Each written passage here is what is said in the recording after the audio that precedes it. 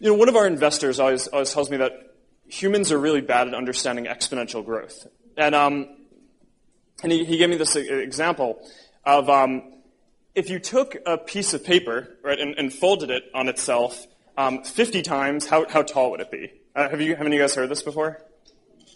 It's pretty interesting. How tall do you think it would be?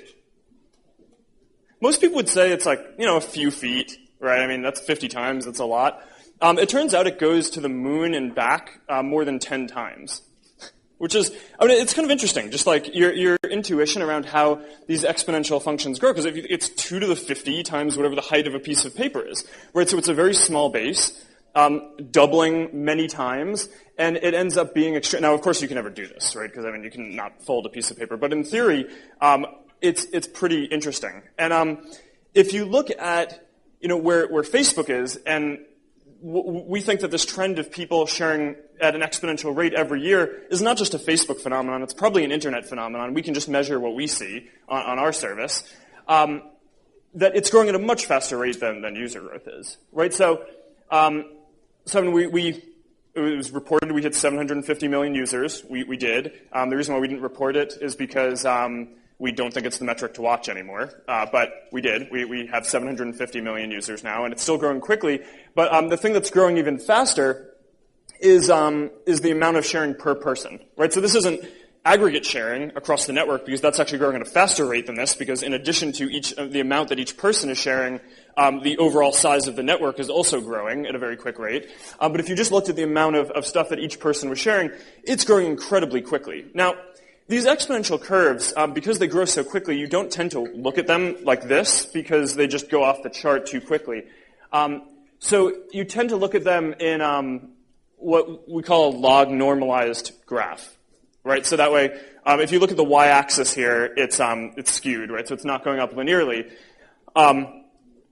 This is kind of how people tend to look at these exponential graphs to plot out how progress is being made over time. And the most famous one that we have in the technology industry is Moore's Law, right? Where Intel famously, after a few years of observing this trend, predicted and saw that the number of transistors that you could put on an integrated circuit doubled just about every 18 months or so, and that would continue. And they used that to drive all of these all these industry trends, right? They figured, okay, well, if this is going to keep on growing at this rate, then that means that 18 months from now or 36 months from now, we're going to need to be able to support these types of apps that are really intense. And in order to do that, we're going to need to be able to fit this many transistors onto onto an integrated circuit. And in order to do that, we're going to need wires that are 16 nanometers, so we better start researching copper now, right? And there were these interesting trends like that. And we kind of see our own growth and the growth of the social ecosystem following a pretty similar trend, right? So if you look at how sharing has grown, you can kind of plot this out into the future and say, okay, well, if this is what people are sharing now, then what types of things are people going to have to be doing, or what types of apps are going to have to exist 3 or 5 years from now in order to make it so that this trend can continue, because we believe that it will. And we believe that, if you look at where the site started off, I don't know how many of you guys remember Facebook in 2004. There wasn't that much to do. You could update some interests on your profile, right? So not a surprise that the graph starts off with people sharing around 0.1 things a day, right, on average. And then, as the site went on, we made it so people could share more stuff. There's this feedback loop. People wanted to share more stuff, which is why we built those products. We originally stuff like photos. That was way before mobile photos, so mostly people were uploading big albums. They did that maybe once every few weeks on average. Increased the amount of stuff that was being shared. Then things like newsfeed increased the rate of flow through the whole site, so people were sharing more stuff and consuming more stuff. Platform obviously made it so that there was a whole wave of new type of sharing that could happen.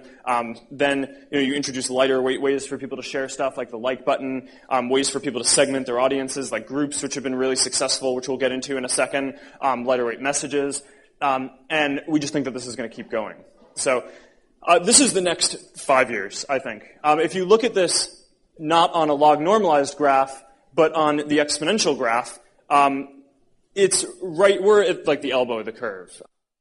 I mean, we're at an extremely interesting point for the world in this evolution, and the stuff that's going to get built in the next 3, 5, whatever, 2 years is going to be built on top of the infrastructure that we've built, and it's just, I mean, all the apps that you use are going to be very dramatically different.